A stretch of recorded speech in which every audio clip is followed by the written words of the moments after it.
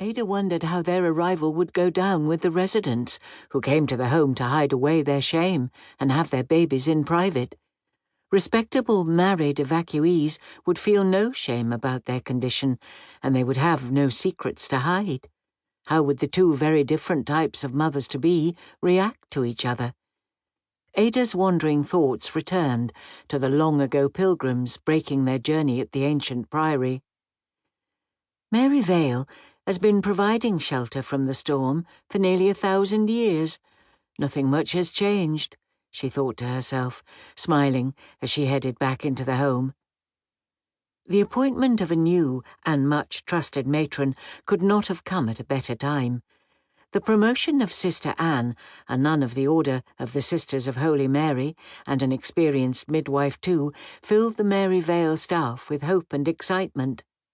"I never in the world of God expected it," Sister Anne had humbly confessed to Ada when she was told of her promotion. Laughing, Ada had given her old friend a reassuring hug. "God made you for the job. You'll be perfect," she'd exclaimed. "After all the upsets we've had, the Reverend Mother is wisely taking no chances. She needs a matron of impeccable character, who better than you," Ada reasoned. "An excellent midwife and a nun to boot." Sister Anne's gentle brown eyes twinkled as she blushingly dismissed Ada's praise. "Get away with you, Ada." "I'm not saying I won't miss you," Ada blurted out. Sister Anne wagged a finger in the air. "I can be a midwife as well as matron. Don't you go forgetting that. My only request on taking the job was that I'd still be nursing our mothers and babies." Ada beamed. "Thank heavens for that. I'd be lost without you." "The new nurse should ease the situation," Sister Anne added thoughtfully. "She comes with a lot of experience and was highly recommended." Ada gave an indulgent smile. "Dora." "Nurse Saddleworth," Sister Anne added. "How she loves those babies," Ada reflected. "Just as well," Sister Anne replied. "Mary Vale has plenty of them." Checking her fob watch, Ada quickly said, "I've got 10 minutes before I go back to work. Might now be a convenient time to discuss Shirley." Sister Anne positively glowed with pride. "Miss Shirley, our newest postulant." "Exactly," Ada agreed. "Her new life is now with you in the convent, but you know better than anybody how much Shirley loves to help out in the home. Baking bread in the kitchen, tidying the wards, mopping the floors, and lending a hand with feeds in the nursery," Sister Anne said, smiling. "Really, there's no stopping her," Ada cried. "It's a transitional period between convent life and the life of the home," Sister Anne answered calmly. She gave a small sigh as she recalled her first sight of Shirley, heavily pregnant and barely more than a child herself.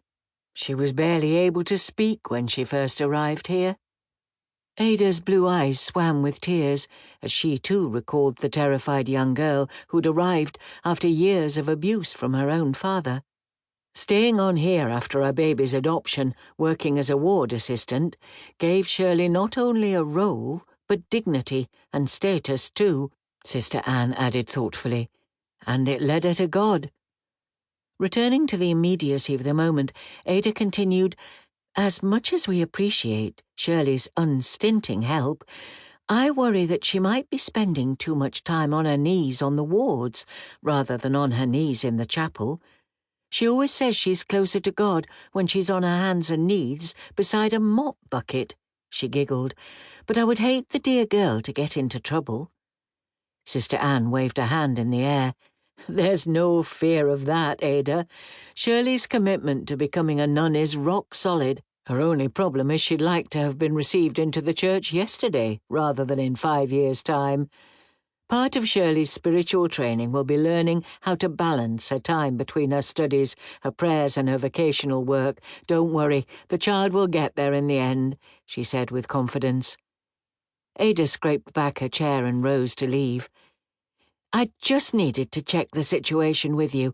I wouldn't like to be accused of exploiting a nun," she quipped as she left the room. After her heart-to-heart with the new matron, Ada felt easier in her mind about Shirley, whom she found sitting on a chair.